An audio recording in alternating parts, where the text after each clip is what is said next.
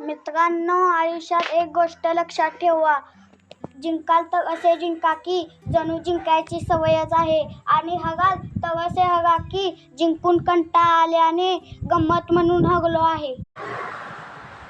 बोला जय श्रीराम. जय श्रीराम. जय बजरंगबली. जय बजरंगबली. हाय भावानो, आम्ही चाललोय रत्नागिरी गणपतीपुळे मार्लेश्वर या ठिकाणी फिरायला.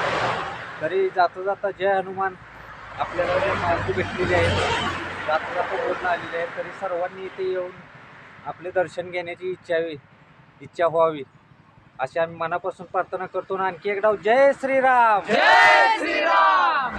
धन्यवाद.